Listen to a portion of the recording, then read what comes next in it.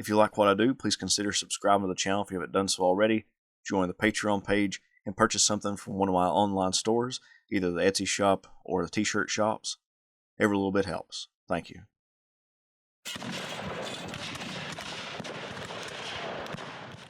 Confederate General John Bell Hood made it to Lovejoy Station south of Jonesboro on September 3rd, uniting his three corps of the Army of Tennessee after the loss of the city of Atlanta.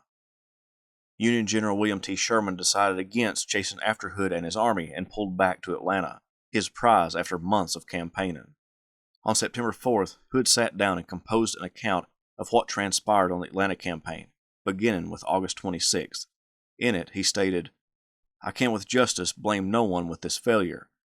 It seems the troops had so long been confined to trenches and had been taught to believe that entrenchments cannot be taken, so that they attacked without spirit and retired without proper effort. I am officially informed that there is a tacit, if not express determination, among the men of this army, extending to officers as high in some instances as colonel, that they will not attack breastworks." Although he claimed not to blame anyone for the loss of Atlanta, he did just that, blaming the men and his most senior corps commander, William Hardee. Hood wrote to President Jefferson Davis that it is of the utmost importance that Hardee should be relieved at once. He commands the best troops of this army. I must have another commander. Hood made two suggestions for Hardee's replacement: either bring General Richard Taylor with all available troops from his department, or raise Benjamin Cheatham to that position. He also blamed his chief quartermaster and his chief of ordnance, saying that they should have made the evacuation of Atlanta more complete by bringing away more supplies and ammunition that was ultimately left behind for Union forces to find. Hood also needed troops. He possessed about 26,000 infantry, counting both officers and men. When he asked the president for more troops, the president wrote back, "No other resource remains. It is now requisite that the means in hand be used with energy proportionate to the country's need." Hood did receive some additional troops, but they were from Sherman. Hood contacted Sherman about a prisoner exchange, but Sherman had a stipulation. Sherman would only exchange for men who belonged to his army and were ready to take up arms and fight, and he capped it at no more than 2,000 men. Over the last few weeks of September, a little over 1,100 Union soldiers came back in Sherman's lines, and over 1,300 returned to Hood. Another movement of people occurred when Sherman wanted to turn Atlanta into a military base, void of civilians. 3,000 or so still remained in the city.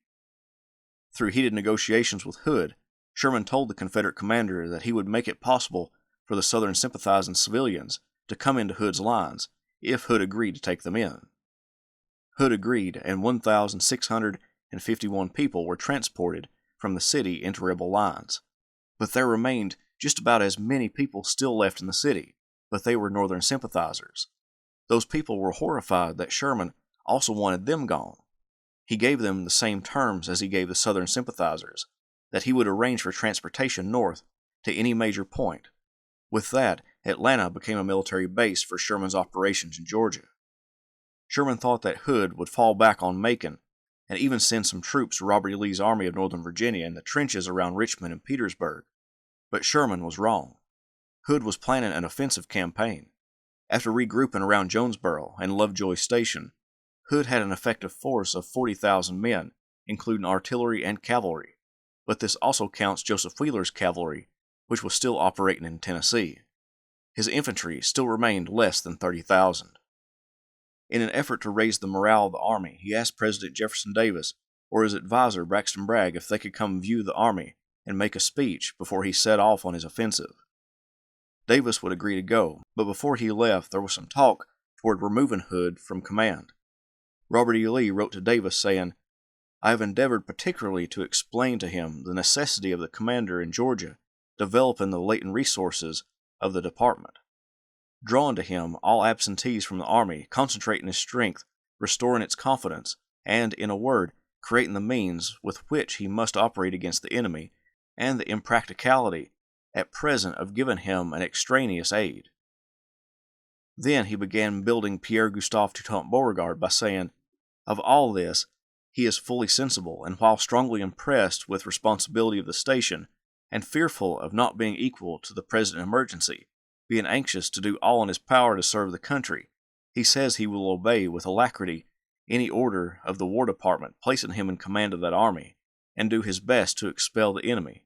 Should you deem, therefore, a change in the commander of the army in Georgia advantageous, and select General Beauregard for that position, I think you may feel assured that he understands the general condition of affairs, and the difficulties with which they are surrounded, and the importance of exerting all his energies for their improvement. Although Beauregard came recommended by Lee, Davis could not replace Hood. That would mean that he was wrong in replacing Johnston with Hood. At the time, Beauregard was the commander of the Department of Southern Virginia and North Carolina with headquarters at Petersburg, Virginia. He was in Lee's shadow and possessed no real authority. Ultimately, Davis decided to put him in command of the military department from Georgia to the Mississippi River. This would satisfy all parties involved.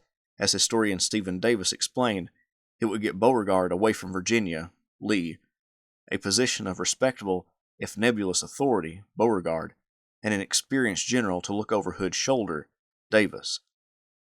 Davis left Richmond by train on September 20th to visit the Army of Tennessee, traveling first through Danville, Virginia, then Greensboro and Charlotte, North Carolina, then on to Augusta, Georgia, each time giving speeches and talking to gathered crowds about the war effort.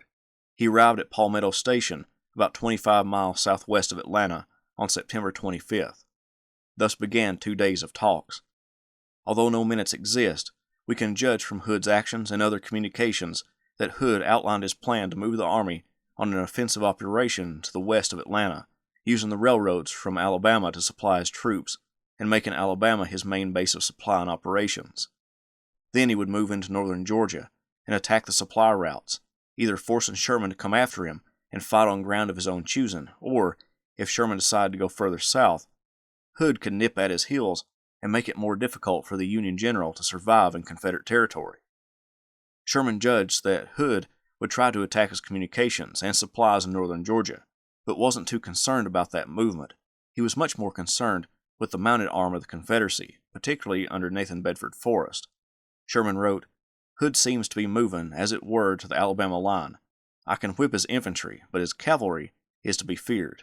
I know my line of communication will be attacked. Forrest is now lieutenant general and in command of all the cavalry.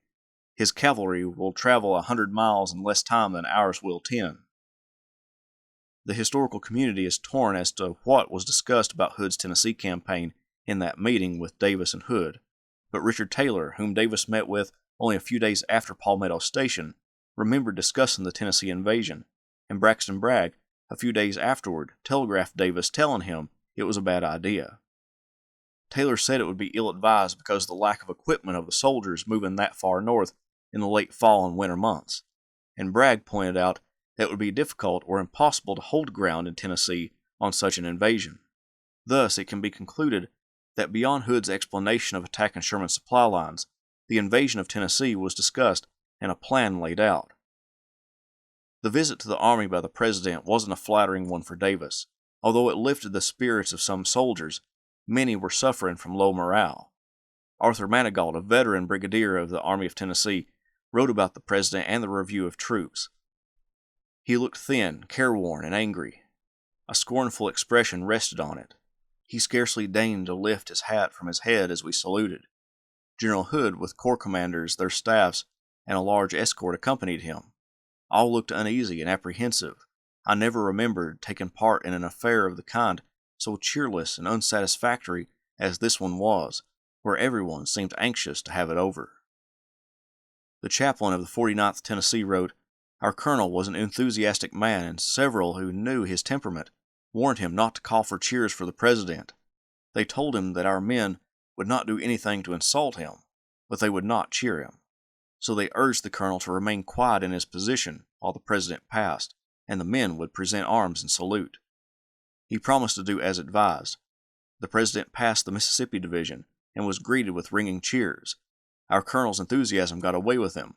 As the President came opposite us, our colonel spurred his horse out of the line and, swinging his hat about his head, cried 3 cheers for our President. But there was no response. The men were as silent as the grave. I never pitied a man more than I did the crestfallen colonel as he got back into line. We all loved him, for he was a grand man and a lovable one, but the men felt that they had warned him. Mr. Davis passed on as if not noticing, saluting as he rode by. Davis met with the 3 corps commanders of the Army, William Hardee, Alexander P. Stewart, and Stephen D. Lee. Hardee asked for a transfer, which Davis granted, sending him to the coast to take charge of the Department of South Carolina, Georgia, and Florida. Stewart expressed that he and the men felt Hood needed to be replaced, either by Beauregard or Johnston. No opinion of Lee has come to light. In place of Hardee, Hood promoted Benjamin F. Cheatham to Corps Command. Cheatham was a Tennessean, born into a prominent family. He fought in the Mexican-American War, moved to California during the Gold Rush, and then moved back to Tennessee after a short stint in the Golden State. When the Civil War broke out, his prior military experience and status in the Tennessee militia raised him fairly quickly to command a division in the Army of Mississippi, later the Army of Tennessee. He fought at Shiloh, Perryville, and Stones River, having been accused of being drunk during the latter battle. He and his division saw action at Chickamauga and performed good service during the Atlanta campaign. Cheatham temporarily took over Hood's corps when that general became commander of the Army of Tennessee, until Stephen D. Lee arrived from Mississippi to become its permanent commander. Being the senior division commander in Hardee's corps, he now commanded that lauded unit. In preparation for an attack on his communications and supplies, Sherman dispatched a division to Rome, Georgia, and a division to Chattanooga. He also sent George Thomas, the Rock of Chickamauga, and the commander of the Army of the Cumberland to Nashville, Tennessee, to protect that state from an invasion and to keep the supply lines open. On September 29, 1864, Hood and the Army of Tennessee began their movement around Atlanta. By October 2nd, part of the Army was at Powder Springs, with their eyes on the Western and Atlantic Railroad. Along the way, Hood met with his corps commanders and division commanders, outlining what was to take place on this campaign. During it, he asked his division commanders to make speeches to their respective commands to build morale. Patrick Cleburne, the famed division commander, did just that. Turning his face to the sky, he said, "If this cause that is so dear to my heart is doomed to fail, I pray heaven may let me fall with it, while my face is toward the enemy, and my arm battling for that which I know to be right." By October 3rd, Stewart's corps was at Big Shanty, tearing up railroad track between 8 and 12 miles worth. Dismantling the track, they took the rails, heated the center of the rail up, and twisted them so they couldn't be used by the Union forces. Sherman, after receiving information about the movement of Hood's army, left the 20th Corps in Atlanta and moved the 4th, 14th, 15th, 17th, and 23rd Corps north across the Chattahoochee River to Smyrna. The 16th Corps had been dismantled, its 2 divisions given to the 15th and 17th Corps. Hood told Stewart to dispatch a division to capture the supply base at Allatoona and destroy the railroad that ran through the narrow pass at Allatoona. Stewart chose Samuel French's division. That division left Big Shanty toward Allatoona on October 4th, bent on destroying a major supply depot for Sherman's army group.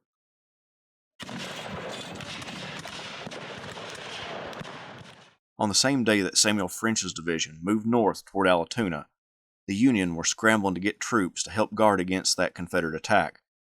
Brigadier General Green B. Ram, while stationed at Cartersville, Georgia, found the wife of an unwilling Confederate soldier.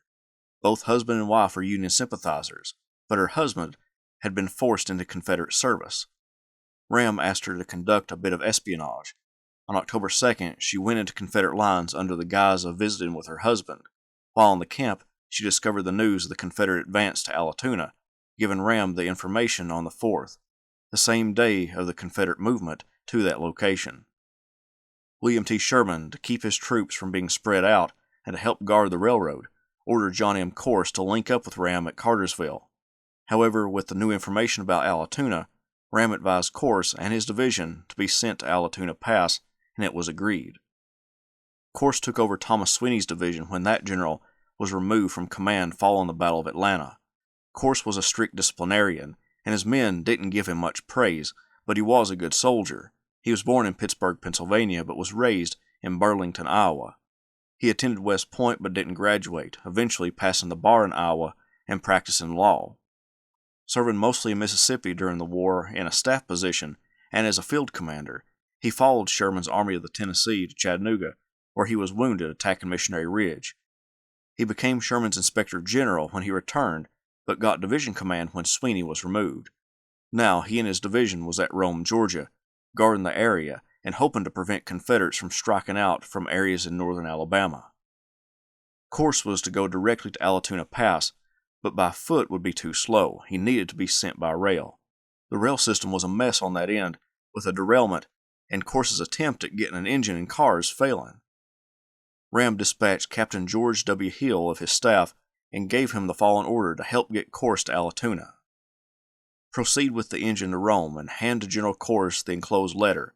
I learned that 2 cars must be put on the track before you can reach Rome.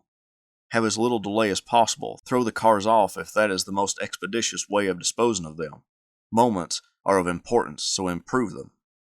Hill boarded a train for Kingston. The engineer went at a snail's pace, only allowing the train to go as fast as a man could walk, telling the officer that he didn't want to go faster because if the rebels attacked, he wanted to be able to jump off and make his escape. Hill put his hand on the man's shoulder and said, "You run this engine as fast as possible, or I will throw you off and go on without you. You are not necessary. We can go without you." The engineer went much faster. At Kingston, Hill appropriated 12 cars and started for Rome, but quickly ran into a blockage caused by a derailment. A rock had fallen onto the tracks, wrecking some hospital cars. Within an hour, the track was cleared and repaired. Hill now steamed toward Rome with 20 cars and 2 engines, one on each end. When he got to Rome, Hill handed Corse the note from Ram. Corse responded, "I can't get to Allatoona. The road is all torn up." "Oh no, General, the road is all right. I have just come over it with an engine, and 'tis repaired. I have had 1 brigade in line all day and waiting to go, but I can't get control of the railroad. I have just ordered them to camp again and given up going," replied Corse. "I have control of a train for you," said Hill, "with 2 engines and 20 cars and can load you in 20 minutes if you will have your men at the depot." "You can't get a train when I can't," replied Corse, "but I say to you I have what I tell you, 20 cars and 2 engines. How the hell could you get a train when I could not?" "I just took control, that is all there is to it," Hill said. Corse got the men to the depot and told Hill, "If I go down there, I will pitch into them, by God, if there is 30,000. The division was loaded onto the train by 8:30 p.m., with both Corse and Hill aboard. The train sped off toward Kingston. Once there, it headed south on the Western Atlantic Railroad for Allatoona. At 1 a.m., without incident, the train and all the men pulled into the depot. Corse had won the race for Allatoona. French's division was still miles away. General French's troops moved through the night with very little sleep after helping to dismantle the railroad tracks. They moved to the west of Allatoona and planned to attack it from the north and west, creating a pincer-like motion. Corse's men were ready for an assault. French's plan began with problems, not the least of which was coordinating 2 wings of his division across a good distance with no direct contact with the brigade ordered to attack from the north. French knew the problems and thought there were only 3 regiments guarding the town. Thinking he could convince them to surrender, he sent over a message asking for the Union troops to give up. Corse sat down and wrote out a reply. It read, "Your communication demanding surrender of my command I acknowledge receipt of, and would respectfully reply that we are prepared for the needless effusion of blood whenever it is agreeable to you.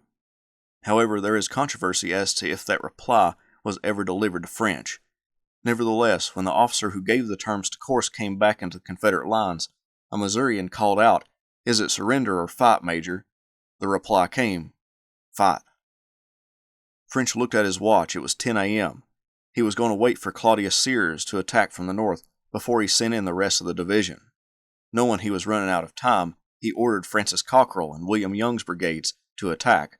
The Missourians led the attack, quickly driving in the Union skirmishers, but they were met with a heavy barrage of artillery. A Union soldier in the 93rd Illinois remembered the attack. Solid shot and shells, grape and canister from double-shotted cannon, and a hailstorm of bullets were rapidly and accurately poured into the ranks of the Confederates as they recklessly advanced. They were made to believe that they were to have an easy and speedy victory, and yet notwithstanding their fearful losses at every step, they still advanced faster and faster until their whole force west of the railroad cut burst into an impetuous charge. The spectacle was sublime. The 29th North Carolina of Young's brigade became detached from the rest of the brigade because of the terrain, but when they made it into the open, they saw the Missourians pinned down. Young's men pushed into the area where the Missourians were. They stayed there for only about 5 minutes before the entire Confederate line charged into the Union entrenchments. A bloody hand-to-hand fight erupted. A Missourian remembered, "As our boys swarmed over the parapet, the bayonet was freely used by both sides, officers firing their pistols, and many throwing sticks and stones." Another Missourian wrote, "Here sabers clashed, bayonets crossed, and clubs and rocks hurled back and forth in the desperate struggle. A stalemate ensued, but it would soon be broken. The Mississippians of Claudius Sears hit the blue troops in the flank and began pushing them south and east. Cockrell and Young's men put together a pursuit, but it was disorganized. To the east of the railroad track, Sears' 2 Mississippi regiments attacked the 4th Minnesota and 12th and 50th Illinois. The Mississippians were outnumbered about 3 to 1, plus the enemy was entrenched. When the rebels attacked, lead flew from the Yankee guns and cut into the Gray Line, stopping them. The 12th and 50th Illinois were dispatched further to the left to help fight off the rebels attacking west of the railroad track, halting Sears' Mississippians who were attacking the Star Fort. The battle was severe, with lead flying through the air in seemingly all directions. When an artillery shell crashed into a hospital, Union Private Isaac Russell, who was recovering from typhoid fever, thought he had a better chance of survival on the front lines. He returned to his regiment and fought the rest of the day. The recoil from the gun knocked him down every time he fired because he was so weak, but he continued to get back up, load, and fire again. The whole morning, William T. Sherman was attempting to get word from Allatoona to see if Corse had made it to the location. They were forced to use signal flags from Kennesaw Mountain to wave signals to Allatoona. Finally, around 10:35 a.m., Sherman got the message, "We hold out.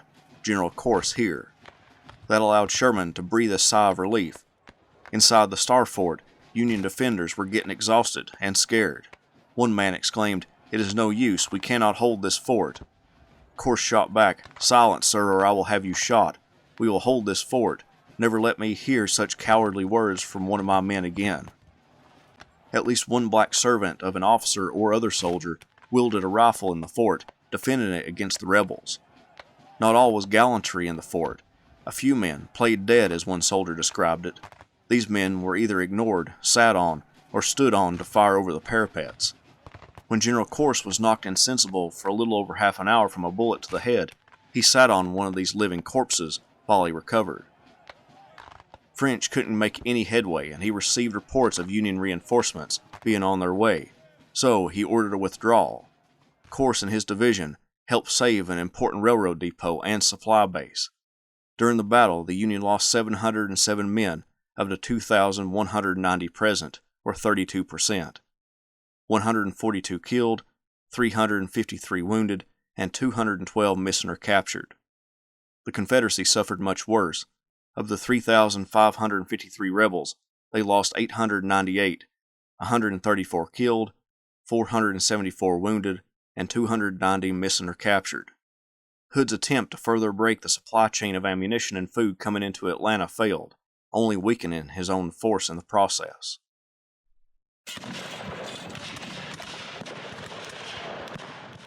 Following the Battle of Allatoona Pass, Hood moved his Army of Tennessee to Cave Spring, Georgia, southwest of the city of Rome, right along the Alabama-Georgia line. Hood made Cave Spring his headquarters on October 9th, the day before Joseph Wheeler and his cavalry finally rejoined the army after having left Hood's command 2 months earlier on a ride that took him into Tennessee. Wheeler accomplished very little and nothing permanent to prevent Sherman's operations. The cavalry returned depleted and worn out. Pierre-Gustave Toutant Beauregard met with President Jefferson Davis in Augusta, Georgia, and received his orders. From there, Beauregard set off for his new department, encompassing what was left of the states of Georgia, Alabama, Mississippi, Tennessee, and Louisiana that was still in Confederate control. He arrived at Hood's headquarters on the evening of October 9th in Cave Spring. Beauregard and Hood talked about the next phase of Hood's plan. Hood informed Beauregard that he would again move to the Western and Atlantic Railroad, destroying the track from Kingston to Tunnel Hill, attempting to draw Sherman northward and away from Atlanta and the rest of the South. If Sherman followed, Hood would turn into northern Alabama and operate there with his supply base at Jacksonville, Alabama. Jacksonville was an odd choice as it had no railroad, the closest being at Blue Mountain about 12 miles away. Beauregard left Cave Spring and hurriedly went to work attempting to make Jacksonville a base of supply for Hood even suggesting that a rail line be built between Blue Mountain and Jacksonville, but it would never begin. That meant that a wagon route would need to be organized between the two locations, and Beauregard tried to set up a courier system to carry messages between Hood and Richard Taylor in Selma, Alabama, since some of the telegraph wires in northern Alabama were in Union-held territory. Beauregard also requested an engineer officer to come to Jacksonville to create defenses for the town. As one historian wrote, Beauregard functioned more as Hood's chief of staff than as commanding officer. By October 10th, Hood was already on the move toward the Western and Atlantic Railroad. By the 12th, the Army of Tennessee was at Resaca. Alexander P. Stewart's corps began tearing up the track, while Stephen D. Lee's corps requested the surrender of the Union garrison at Resaca. The Federals refused, and Lee decided not to attack the entrenchments. The rebels continued northward, tearing up track. Patrick Cleburne, one of the most lauded division commanders in any Confederate army, remembered the destruction of the railroad. I can hardly understand the effect on my mind of the scene that followed.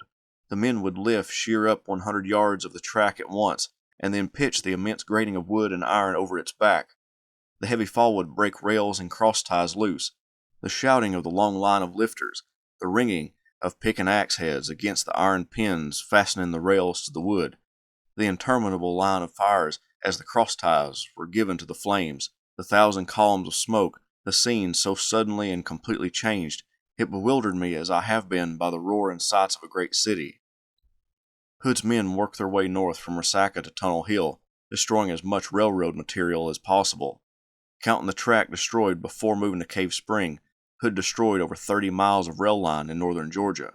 One historian called the destruction some of the most extensive conducted by Confederates during the war. At Dalton, the Union garrison capitulated to the Army of Tennessee on October 13th. Most of the troops there were black, which prompted the Confederate Army to force them to help rip up part of the railroad, and then send them back to their owners or sent to Mississippi. William T. Sherman and his army group wasn't sitting idle as Hood destroyed their supply line. Sherman was given chase. Hood quickly moved west toward Galesville, Alabama, away from the railroad. The only battling that occurred was between Sherman's force and Wheeler's cavalry, and a small skirmish between Stewart's corps at Snake Creek Gap near Dalton. Hood called his corps commanders together, asking if the men were ready for a battle. All three corps commanders said no, that although morale had improved, it wouldn't be wise to risk a battle yet. Near the Alabama-Georgia line, Hood claimed that he conceived of the plan of marching into Tennessee, but we know that President Davis spoke of an invasion of Tennessee after his meeting with Hood at Palmetto Station. It is possible that Hood, as one historian put it, resolved conclusively to lead his army into Tennessee at a place called Crossroads along the border. He waited a few days to inform the Confederate Secretary of War that he was going to move for the Tennessee River. However, he kept his immediate superior, Beauregard, in the dark about such a movement. By October 21st, Hood and his army were at Gadsden, Alabama, where Beauregard traveled to meet with the army commander. It was there that Beauregard finally heard about Hood's move into Tennessee. Hood kept his superiors in the dark to his plans, which also kept Sherman in the dark as to his intentions. Sherman wrote to John Corse about Hood. He is an eccentric, and I cannot guess his movements as I could those of Johnston, who was a sensible man and only did sensible things. He wrote to Ulysses S. Grant, it is hard to divine his future plans. Word came to Sherman, through newspapers and interrogation of prisoners, that Hood was planning an invasion of Tennessee, which gave him ample opportunity to further push for his movement through Georgia to the sea. Sherman informed Grant that George Thomas, already in Nashville, when reinforcements arrived, would be able to defend that state from Hood. This would give Sherman the leeway to launch his march to the sea. Sherman wrote to John Schofield, whom he dispatched to Tennessee as well, that I want the first positive fact that Hood contemplates an invasion of Tennessee, invite him to do so. Send him a free pass in. If he'll go to the Ohio River, I'll give him rations. Let him go north. My business is down south. Sherman would also write, to pursue Hood is folly, for he can twist and turn like a fox, and wear out an army in pursuit. In another letter, Sherman claimed he was not willing to chase him all over creation. Sherman sent John Newton and John Corse's divisions to Thomas, as well as the 4th Corps of the Army of the Cumberland under David S. Stanley. Stanley would snidely write, Thomas was expected to beat Hood with 1 corps and 2 divisions.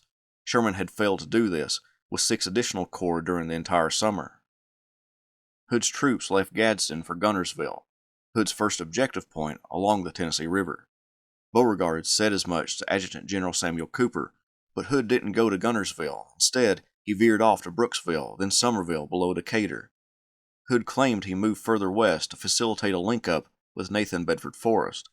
Nevertheless, he didn't notify his superior Beauregard, who made it almost to Guntersville, only to not find Hood, but found Federals guarding the crossing. When the Army of Tennessee approached Decatur, its fortifications prevented Hood from taking the town. With reinforcements coming quickly to its garrison, it now contained 3,000 troops. Skirmishing back and forth resulted in nothing significant, and soon gunboats appeared, as well as more troops, bringing the garrison up to 5,000 men. Hood saw no use in attacking the town and pulled away, having confronted Decatur for 4 days without success.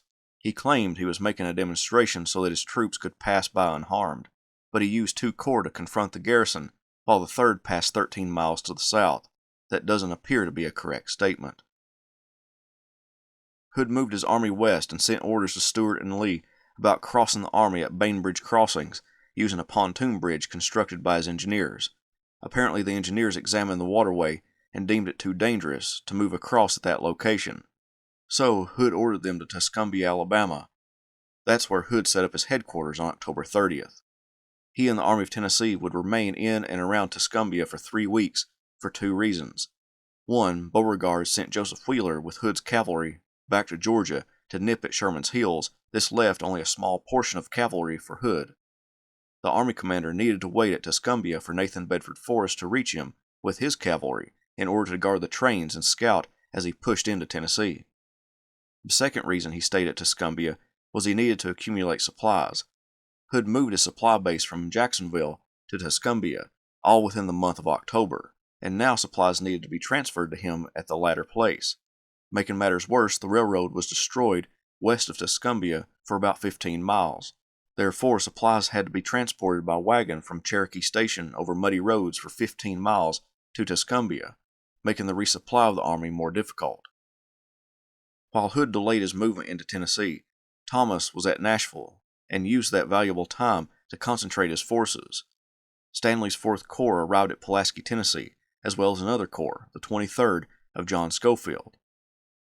Thomas expressed confidence that with 2 corps he could throw back Hood, but he still wanted more troops, so 2 divisions of the 16th Corps under Andrew Jackson Smith would be sent from Missouri, but it would take time for them to get to Thomas.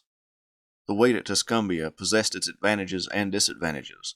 The transporting of supplies by wagon instead of railroad wore out animals, making some in Richmond fear that all of Hood's transportation would be destroyed before winter. But supplies were coming in, with many troops getting new jackets, pants, socks, and shoes, but the supplies were being consumed about as quickly as they came into the army. A week into November, Hood's returns for his army stated he possessed 35,662 officers and men present for duty, 30,155 in the 3 infantry corps, 2,857 cavalry, and 2,650 artillerymen.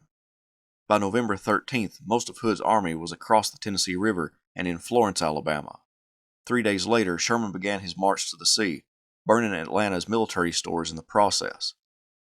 On November 14th, Forrest arrived in Florence to join Hood's army, bringing with him 3,500 troopers. A soldier in the 20th Tennessee Infantry recorded a speech that Forrest gave to the army. "Well, soldiers, I came here to join you.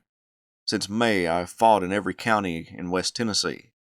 I fought in the streets of Memphis, and the women ran out in their night clothes to see us, and they will do it again in Nashville. I have fought a battle every 25 days. I've captured 78 pieces of artillery and 16,000 Yankees, and buried 2,500 of them." The next day, Hood placed Forrest in command of all of the army's cavalry, between 5,000 and 6,000 horsemen. As reports came to Beauregard about Sherman's movement through Georgia and the amount of men he possessed, Beauregard asked Hood if he could spare any troops, and when that wasn't possible, he simply asked for him to take the offensive immediately. Hood replied, "I think it best to take offensive immediately and expect to move on Monday." The last of Hood's troops marched over the pontoon bridge across the Tennessee River to Florence on November 20th, and the invasion began the next day. A soldier remembered Hood's speech to his men. He said he was going to advance, and that he believed the army would rather advance on parched corn than to retreat on full rations. Everyone in hearing hallooed himself hoarse and rejoicing over the idea of advancing.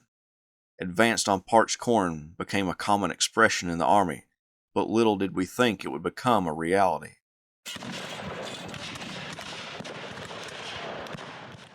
With the Army of Tennessee north of the Tennessee River, Hood began to march his army northward on November 21, 1864. Benjamin Cheatham's corps was to the west, Stephen D. Lee's corps in the center, and Alexander P. Stewart's corps to the east. On the 24th, the Army concentrated at Henryville. Union General John Schofield with the 23rd and 4th Corps were at Pulaski, but when reports began to come in that the Confederate Army was on the move, they, likewise, began to move north. Hood intended to get between Schofield and Nashville, and destroy Schofield's force before they could get into the fortifications of the capital. It was now a race to Columbia. Along the way, Hood's army was getting much-needed food as they captured a bunch of grist mills and put them into operation. Tennessee citizens cheered the advancing rebels as they marched through their towns. But despite the rapid marching, Schofield got to Columbia first and prepared defenses. George Thomas, Schofield's overall commander in Nashville, asked Schofield to delay the Confederates as much as possible. Andrew Smith's corps from Missouri was expected in the Tennessee capital soon, but he needed more time. Hood missed his chance to cut off Schofield at Columbia, but he quickly came up with another plan. He left Lee's corps to confront Schofield at Columbia and make demonstrations to hold him in place, while he took the rest of the army to the east and crossed the Duck River, with Nathan Bedford Forrest's cavalry screening their movement and pushing back the Federal cavalry. The plan was working extremely well thus far. Most of Schofield's cavalry under James Wilson pulled back toward Spring Hill, leaving Schofield blind to much of the Confederate Army's movements. However, he soon discovered something was happening and dispatched his wagon train and the division of George Wagner toward Spring Hill. To Schofield's credit, as well as Wagner's, the Union soldiers pushed hard along the road from Columbia to Spring Hill and made it there by the early afternoon of November 29th. Hood claimed that he saw the Union wagons and infantry marching toward Spring Hill and ordered Cheatham to launch an attack to capture them and the town. However, according to Cheatham, that was completely false, that the Union forces were already in the town by the time Hood allegedly ordered him to attack. Cheatham's statement is backed up by Union accounts as well. Nevertheless, Cheatham threw out Patrick Cleburne's division, which was in the lead, to attack the forces at Spring Hill. They engaged with Luther Bradley's brigade, pushing the Federals back, but an artillery barrage halted Cleburne's men, forcing them to take refuge in a stream bed. Cleburne was about to order an attack on the forces surrounding the town, but was ordered to halt by Cheatham. The Corps commander hoped to get support for Cleburne in the form of John C. Brown's division on the right. Cheatham told Cleburne to attack when he heard Brown make his attack, but no sounds of battle came. The generals involved after the war engaged in a war of words as to what exactly happened, but Cheatham's corps never got control of the Franklin-Columbia Turnpike. That night, one of the most surreal moments of the war took place. In the dead of night, with the Confederate Army of Tennessee within sight of the turnpike, Schofield and his two corps marched by the Confederates, keeping quiet to not disturb their sleeping foe. The blue troops could see the campfires of the rebels as they passed. When Hood woke up on the morning of November 30th, he found the Federals gone. In the early morning hours, Schofield's lead units made it into Franklin, Tennessee. Hood was furious, had a meeting with some of his generals that morning at a plantation house. Cheatham being the only corps commander present, Hood berated his commanders for allowing the Federals to escape. There's no written record of what was said, but the lady who served the generals bacon and biscuits said that the language wasn't for ladies' ears. Hood followed Schofield to Franklin. In Franklin, Schofield knew he couldn't hold out long, so he ordered his engineers to start repairs on the bridge across the Harpeth River and to lay planks on the railroad bridge. As soon as the bridges were made accessible for wagons and artillery, the wagon train would begin their journey to Nashville. Then at dusk, the infantry and artillery would move out. The Federal soldiers began to fortify their location, expecting an attack by the Army of Tennessee. Upon their arrival on November 30th, Cox's men strengthened these old works and set about extending them. They tore down the Fountain Carter cotton gin house for its boards. They dug ditches in front of their parapets and placed headlogs with firing slits on top of them. The area south of Franklin was not wooded, but from an Osage orange hedge and locust grove they fashioned abattis against an expected rebel infantry charge. Their line's only vulnerability was along their Columbia Pike, where the road cut through the parapet, in which they left open, but with a retrenchment 200 feet behind. Schofield put both of his flanks on the Harpeth River, with his back to the river, a precarious position if he was overrun. The Army of Tennessee got within sight of Franklin, and Hood wasted no time laying out his plan.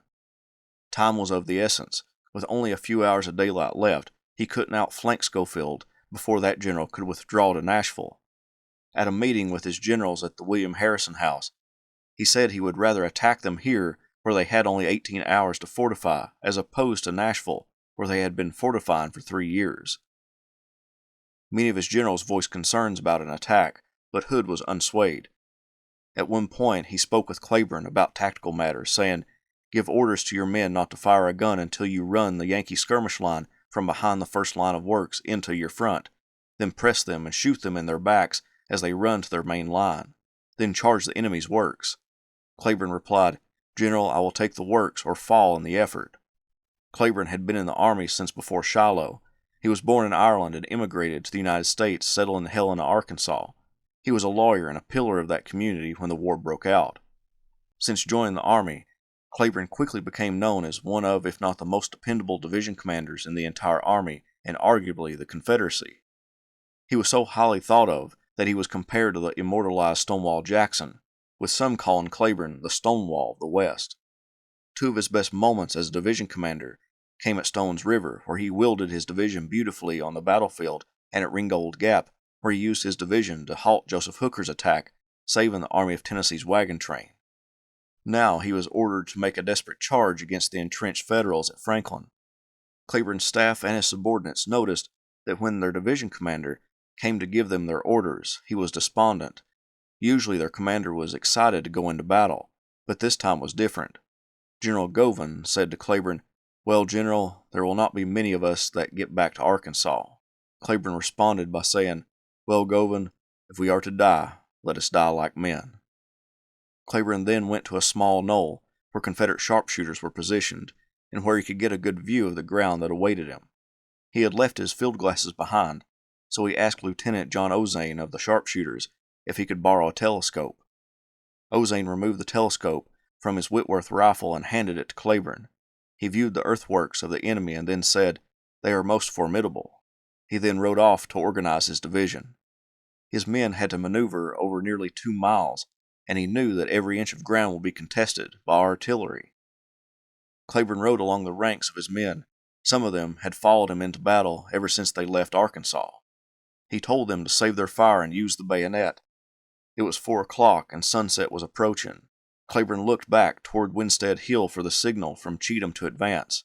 A signal flag was dropped, and Claiborne called out for his men to march forward. The Union line formed 2 battle lines, with Ruger and Riley's men occupying the main entrenchments, while an advance line under General Wagner, made up of Conrad and Lane's brigades, hoped to stall the Confederate onslaught. The divisions of French, Walthall, and Loring poured past Wagner's advanced brigades and made contact with the main Union line first. French's division clipped Conrad's flank as they went by. Brown and Claiborne slammed up against Wagner's line, and it quickly crumbled, and blue troops began running to the protection of the entrenchments. When they broke, General John C. Brown, to Claiborne's left, yelled to Patrick that they will go into the works with them. Claiborne agreed and yelled to his men to go into the enemy's works with the running Federals. This would work to the Confederates' advantage. The Union troops in the main line would not fire because their comrades would be in their line of fire. Here was the opportunity to break the Union line. It now became a race. Claiborne, still mounted, spurred ahead into the mass of men, charging diagonally across the front of his own brigades toward the center of the Union line. In mid-canter, his brown mare went down heavily, nose first, killed by rifle fire. Picking himself up, Claiborne called for another horse. A staff officer, Lieutenant James Brandon, rode up and dismounted quickly, offering the reins to Claiborne. Claiborne had one foot in the stirrup when this horse, too, fell to the ground, shot dead. Dropping the reins, Claiborne drew his sword and, waving it over his head, charged forward on foot toward the Yankee line, where he could see the men of his command clambering over the earthworks. Blue troops from the broken line fell into the freshly dug entrenchments, breathless from running, but their rest was short-lived because the Confederate brigades of Brown and Claiborne followed close behind, and a ferocious fight ensued. Claiborne's men smashed into the blue line. General Govan, the commander of one of Cleburne's brigades, recounted his last moments with the division commander. When that line was broken, General Cleburne's object seemed to be to run into the rear line with the fleeing Federals from Wagner's division. About that time, General Cleburne's horse was killed. His courier brought him another, and as he was in the act of mounting, this horse was killed. He then disappeared in the smoke of battle, and that was the last time I ever saw him alive. I spoke to his aide-de-camp and told him I was sure the general would be killed, as I did not see how he could escape with his life under such terrific fire, and as he never again appeared in the lines, confirmed my opinion that he was dead. The Union line broke under the weight of Brown's brigades. Brown's men held their own around the Carter House, not backing down until General Opdyke's brigade came from the reserves and pushed them back to the entrenchments. However, Brown's division wouldn't give up the entrenchments. The brutal fight around Franklin continued. One soldier remembered, "I was near General Strahl, who stood in the ditch and handed up guns to those posted to fire them. I had passed to him my short Enfield about the 6th time. The man who had been firing cocked it and was taking deliberate aim, when he was shot and tumbled down dead in the ditch upon those killed before him. When the men so exposed were shot down, their places were supplied by volunteers until these were exhausted, and it was necessary for General Strahl to call upon others. He turned to me, and though I was several feet back from the ditch, I rose up immediately, and walking over the wounded and dead, took position with one foot upon the pile of bodies of my dead fellows, and the others in the embankment, and fired guns which the general himself handed up to me until he, too, was shot down. I asked the general for counsel. He simply answered, 'Keep firing.' But just as the man to my right was shot and fell against me with terrible groans, General Strahl was shot. He threw up his hands, falling on his face, and I thought him dead, but in asking the dying man, who still lay against my shoulder as he sank forever, how he was wounded, the general, who had not been killed, thinking my question was to him, raised up, saying that he was shot in the neck, and called for Colonel Stafford to turn over his command. He crawled over the dead, the ditch being 3 deep, about 20 feet to where Colonel Stafford was. His staff officers started to carry him to the rear, but he received another shot, and directly the third, which killed him instantly. They continued to fight, but the Union forces gained the advantage. Other small breakthroughs would occur along the line, with another significant one being at the Carter Cotton Gin by Cleburne and French's men. After most of the fighting had ended, Bates' division formed and proceeded to attack, but their attack stalled out without any support to their right. They were nearly alone. They would ultimately be thrown back, and it was now 7 o'clock, and darkness had covered the battlefield. Edward Allegheny Johnson, now commanding Patton Anderson's division, when that general was wounded, launched his own assault, getting into the Union entrenchments and capturing 3 enemy flags, but they too were repulsed. It was now 9 p.m., and the Battle of Franklin came to an end after 5 hours of bloody fighting. Cheatham rode over the battlefield by torchlight, seeing the destruction. He came to General Hood with tears running down his face, crying, as one witness said, like a child. He and Stuart gave the commanding general the gloomy report that their commands were destroyed. Lee offered the only positive words. Lee's corps, except for Johnson's division, was fresh and ready to do any work Hood ordered. Hood informed them that they would continue the fight tomorrow, determined to destroy Schofield's force before it got to Nashville. All the artillery that could be mustered would fire 100 rounds into the enemy at 7 a.m. Then at 9 a.m., the infantry would move in. Schofield wouldn't give him the chance to continue the fight, though. At 11 p.m., he started moving his army north, and by 2 a.m., all of Schofield's troops were across the Harpeth River. By 4 a.m., the Confederates entered the town. It was December 1st, and the day was filled with the corps of Cheatham and Stuart collecting the dead and dying. One of the dead was Todd Carter, the son of the Carter family, whose home and outbuildings became part of the battlefield. Within sight of his home, Todd was killed, shot in the head during the engagement. A Mississippian remembered finding the body of Major General Patrick Cleburne. I and 2 others were the first to discover his dead body at early dawn the next morning. He was about 40 or 50 yards from the works. He lay flat upon his back as if asleep, his military cap partly over his eyes. He had on a new gray uniform. It was unbuttoned and open. The lower part of his vest was unbuttoned and open. He wore a white linen shirt which was stained with blood on the front part of the left side, or just left of the abdomen. This was the only sign of a wound I saw on him, and I believe it is the only one he had received. I have always been inclined to think that, feeling the end was near, he had thus laid himself down to die, or that his body had been carried there during the night. He was in his sock feet, his boots having been stolen. His watch, sword belt, and other valuables were all gone, his body having been robbed during the night. Crews designated to clean up the battlefield removed the generals who perished in the fight and took some of them to the Carnton plantation home. Hood rode into the town, visibly shaken from the destruction around him. He began to cry as he sat in the saddle. The battle took the lives of 5 Confederate generals: Patrick Cleburne, John Adams, States Rights Gist, Otho Straw, and Hiram Granberry. John C. Carter would die on December 10th from the wounds sustained in the battle, bringing the total general officers killed to 6. Other generals were wounded, including John C. Brown, Arthur Manigault, William Quarles, Zachariah Dees, Jacob Sharp, Thomas Scott, and Francis Cockrell. George Washington Gordon in Brown's division was captured. The attacks at Franklin removed many experienced commanders from combat, something Hood desperately needed if he wanted to continue the campaign. In addition to the 14 generals as casualties, 54 regimental commanders were either killed, wounded, or captured. In all, the Confederacy lost 6,252, 1,750 killed, 3,800 wounded, 702 missing and captured.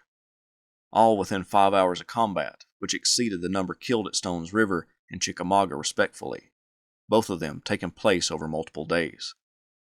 The Union lost 2,326, 189 killed, 1,033 wounded, and 1,104 missing and captured.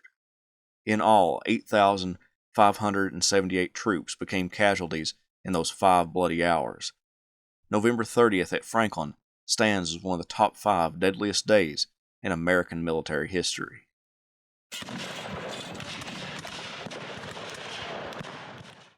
John Bell Hood had a few options after the Battle of Franklin. He could either retreat to the Tennessee River, but he believed the morale of the army wouldn't take another retreat. He could invade Kentucky, bypassing Nashville, but that may spell disaster heading into Union-held territory where the enemy could hit him at many different angles. Or he could push on to Nashville and lay siege to it and wait for George Thomas, the Union commander there, to attack him. Hood chose the third option, to invest Nashville. As one historian states, though, Hood was constitutionally averse to sitting on the defensive. For him to have decided to do so at Nashville for the first time in the war shows the poverty of the Confederates' tactical situation in December 1864. Thomas was thrilled with Schofield's entrance into Nashville because Andrew Smith's corps also arrived, bringing his troops in Nashville to around 55,000 men. This outnumbered Hood more than 2 to 1, with Hood only able to muster about 23,000 troops. Thomas allegedly grabbed Smith up and hugged him when Smith reported his troops in the city. The capital of Tennessee was a fort in itself. Forts, artillery emplacements, trench lines, and abattis covered the landscape.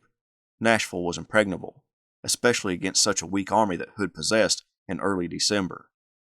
When Hood laid siege to Nashville, and historians use that term very loosely, to cover the entire city south of the Cumberland River, Hood would have needed 10 miles of entrenchments. He didn't have enough men to man that distance. What he ended up with was 4 miles of works, still too long for 20,000 men to man. Stephen D. Lee's corps was in the center, Benjamin Cheatham's corps on the right, and Alexander P. Stewart's corps on the left. The most controversial move by Hood came when he settled in to his semi-siege of Nashville. He dispatched his cavalry commander, Nathan Bedford Forrest, and a division of infantry under William Bate to capture Union soldiers and outposts along the railroad leading toward Murfreesboro and cause destruction to said railroad. This further weakened his force sitting in the trenches around Nashville. On the Union side, Thomas was preparing for a movement against Hood and was being prodded by Ulysses S. Grant, the commander of all Union forces. The Union cavalry around Nashville were in a poor state, and Thomas dispatched James Wilson, one of his cavalry commanders, to refit the mounted arm of his army. This would take time. Meanwhile, Grant kept sending him messages about attacking Hood. Fearing that Hood may strike for the Ohio River, or that he would grow too strong for Thomas to handle. The Lincoln administration grew concerned over this lack of action as well. Secretary of War Edwin Stanton wired Grant that Thomas seems unwilling to attack because it is hazardous, as if all war was anything but hazardous. If he waits for Wilson's cavalry to get ready, Gabriel will be blowing his last horn. At one point, Grant wired Halleck to replace Thomas with Schofield, but suspended the order when he received a message that Thomas had planned to attack that day, but a winter storm of snow and ice prevented him from launching his attack. Grant told Thomas that he had sent the order, but had suspended it on the condition that Thomas would attack as soon as possible. Thomas grew resentful at Grant for urging him to attack, especially when Grant had been stalled out outside of Richmond. Grant had had enough and filled out the paperwork replacing Thomas with Major General John A. Logan. He sent Logan to Nashville with the orders that if Thomas hadn't attacked Hood by the time he arrived, then to take over command and attack Hood at once. A few days after sending Logan off, Grant decided to make the journey himself to Nashville. Eventually, Thomas got his cavalry in order, but by that point a snowstorm and freezing conditions made an attack impossible. He called together a council of war, and nearly unanimously they agreed not to attack yet and wait until the weather cleared. Hood predicted that an assault on his lines would come as the weather improved, and issued orders to his corps commanders to expect an attack. The mass of blue troops from Thomas's 3 corps marched out of their entrenchments and formed for the assault in the early morning hours of December 15, 1864. Thomas's plan was to attack Hood's right flank, hoping to make Hood reinforce that sector with troops from his left, so Thomas's main attack would be more successful. On Thomas's left was black and white troops under James Steedman. It wasn't only Union soldiers who poured out of the capital, it was the populace as well. A member of the 23rd Corps remembered, citizens of Nashville, nearly all of whom were in sympathy with the Confederacy, came out of the city in droves. All the hills in our rear were black with human beings watching the battle, but silent. No army on the continent ever played on any field to so large and so sullen an audience. Steedman launched his attack against the Confederate right flank at 8 a.m., but the attacks were driven back by Cheatham's corps. The demonstration didn't have the desired effect that Thomas hoped for. Hood believed the real attack would come on his left, and even moved troops from his right to strengthen his left. When the morning fog burned off, Thomas launched his major attack at 2:30 p.m. The Union troops pushed in the rebel skirmishers, giving chase. Wilson's cavalry pushed back the Confederate cavalry on the big swing to the left, orchestrated by Thomas. 30,000 Union infantry converged on Hood's left flank. During the advance, Schofield's line gradually moved to the left instead of moving to the right, and allowing Wilson to swing wider and get in the rear of the rebel line. Schofield maneuvered his corps to the right to help drive the rebels back. Sergeant James R. Maxwell, who commanded a section of artillery on the Confederate left, remembered when the Federals began their attack. When the charging Federals passed my gun on the left of the redoubt, Lieutenant Hargrove ordered us to leave it. I ran towards Captain Lumsden's section, where Sergeant Jim Jones had turned number 2 to fire canister at the Federals, who were near gun number 4. He called to me, "Look out, Jim." I dropped on my hands and knees whilst he fired that canister right over my head. I took my place between his gun and the embrasure, helping handle the gun, and he gave the double canister charge again. Captain Lumsden was standing with another charge of canister in his hands. The command had been given to fire, but the man with the friction primers had run. I called out, "Captain, he's gone with the friction primers." Says Captain Lumsden, "Take care of yourself, boys." As he said that, down by my side between gun and embrasure dropped a Federal soldier with his rifle. I left him right there and lit down the hill. As I got about halfway to the creek at the bottom of the hill, I ran over an infantryman's infield rifle. Noticing that it was cocked with the cap shining on its nipple, I grabbed it up and fired at a Federal soldier who was waving his hat at the guns I had just left. The Confederate line couldn't withstand the punishment, and the left flank broke, sending the rebels southward. But Hood wasn't defeated yet. He began forming a second defensive line in the darkness. Later that evening, Sergeant Maxwell of the artillery recounted another story. Captain Lumsden was reporting to General Stuart, who was congratulating Captain Lumsden for detaining the advance of the Federals so long. Howlin' L. Rosser, one of our gunners, had had part of his head shot away. That night, as I was pouring some water for Lumsden to wash, he was picking something out of his beard, and said, "Maxwell, that is part of Rosser's brains."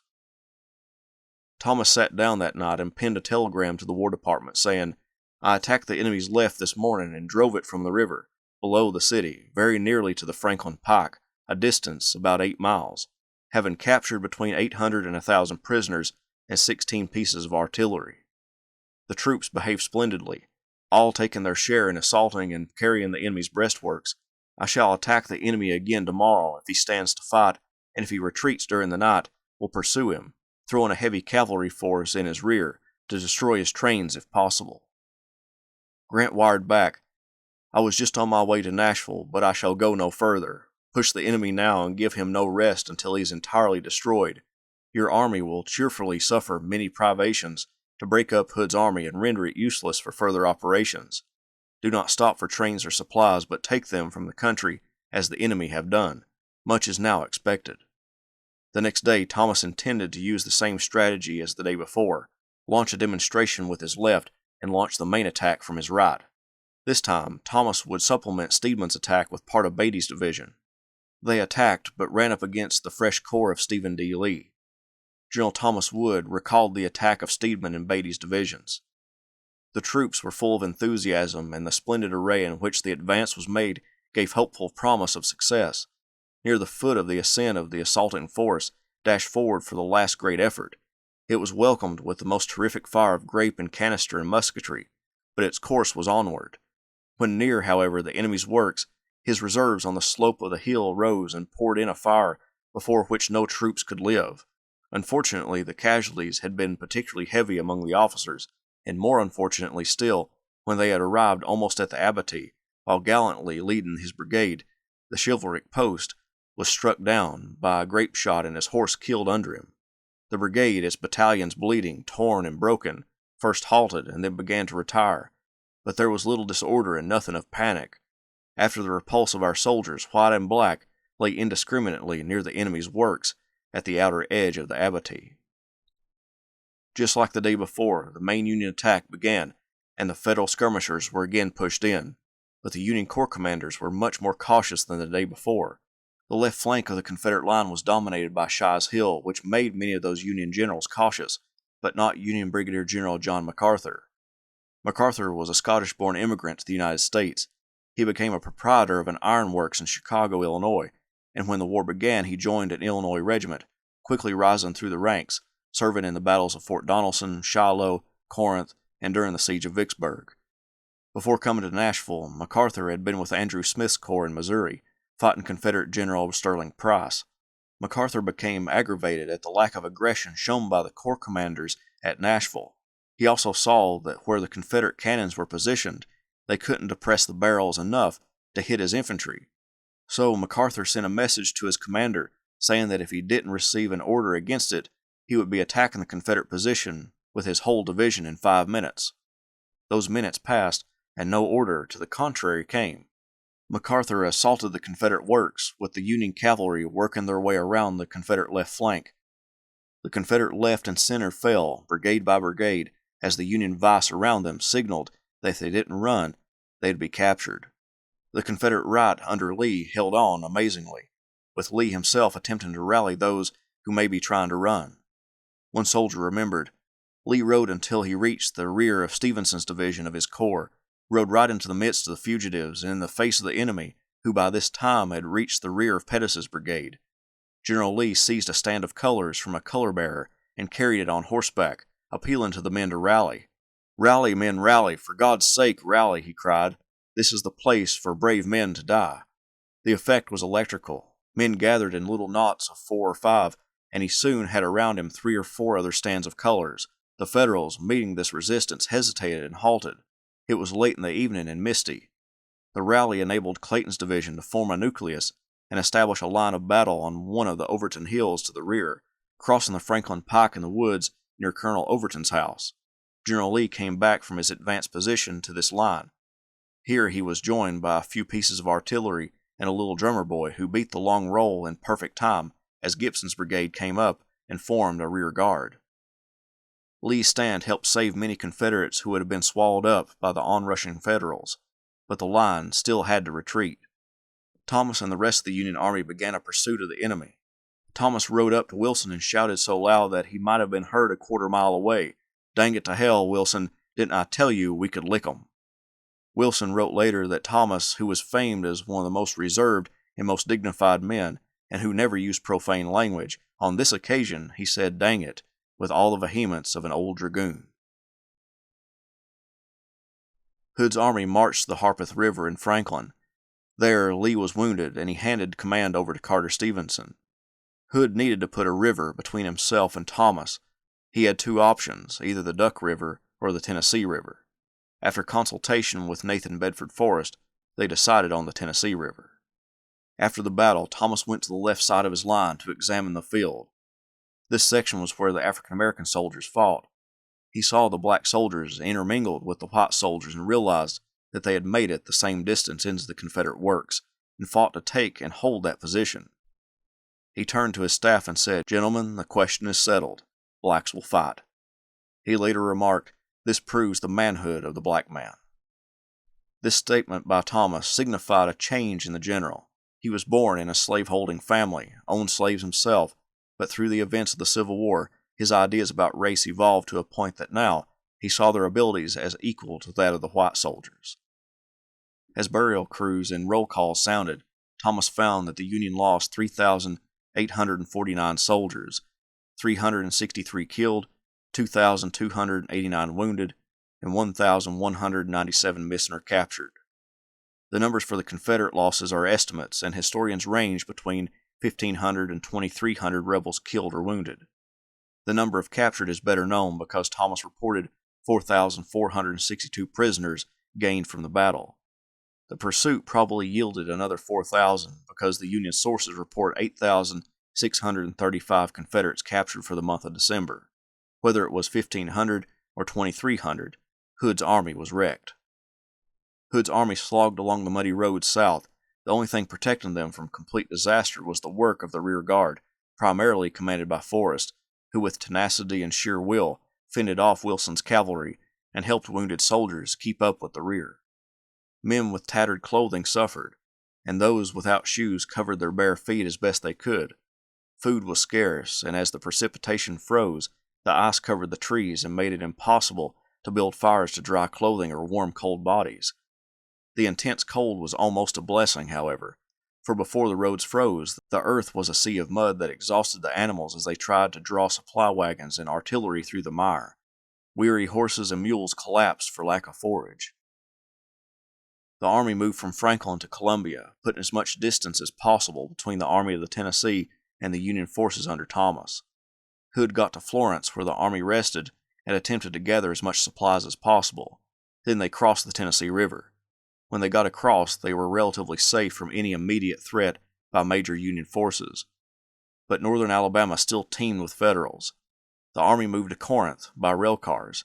While the army moved, Hood attempted to downplay his defeat during the campaign, going so far as to say that there was very little material loss, even though he reported 54 pieces of artillery lost to capture at Nashville alone.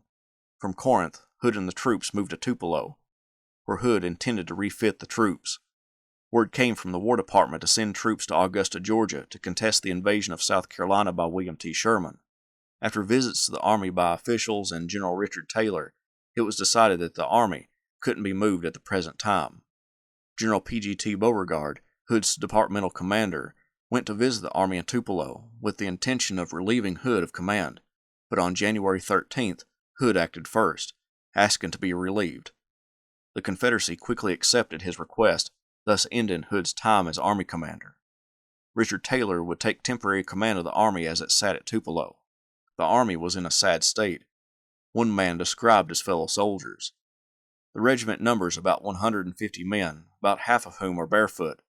All are ragged, dirty, and covered with vermin, some not having sufficient clothing to hide their bodies. There are perhaps 20 guns, but not a single cartridge box in the regiment. The men are jovial enough in regard to their condition and their environment, but when it comes to discussing the prosecution of the war, they are entirely despondent, being fully convinced that the Confederacy is gone. Hood's losses during the campaign are horrendous. Using the higher estimates for the killed and wounded at Nashville, Hood lost around 23,500 men on this campaign, 8,600 killed or wounded, 13,189 captured, and 2,000 deserted. This stands in stark contrast to the Union, which lost 6,598, 725 killed, 4,424 wounded, 1,445 missing or captured. This puts the total losses for both armies at 30,098. Hood's Tennessee campaign left the Army of Tennessee in pieces. Some of its best commanders had been either sent away from the army or killed or wounded in the battles in Tennessee.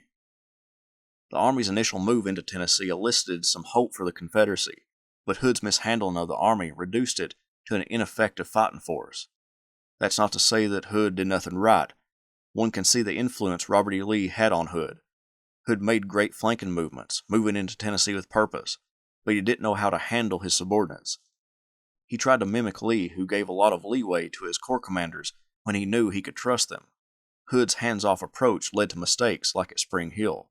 The Tennessee campaign will be remembered for highlighting Hood's inability to command an army, but it also demonstrates the resoluteness of his opponent, George Thomas.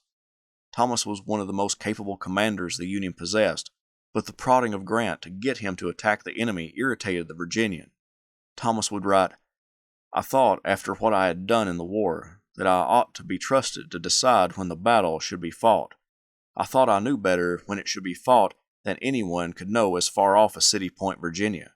A jab at Grant, whose headquarters was at City Point, while Thomas was at Nashville. Although the Tennessee campaign ended in a disastrous defeat for the Confederate Army of Tennessee, it would soon reform and be transferred to the Carolinas to combat William T. Sherman in his push north, but this time they would be commanded by their old commander, Joseph E. Johnston. If you like what I do, please consider subscribing to the channel if you haven't done so already, join the Patreon page, and purchase something from one of my online stores. Every little bit helps. Thank you.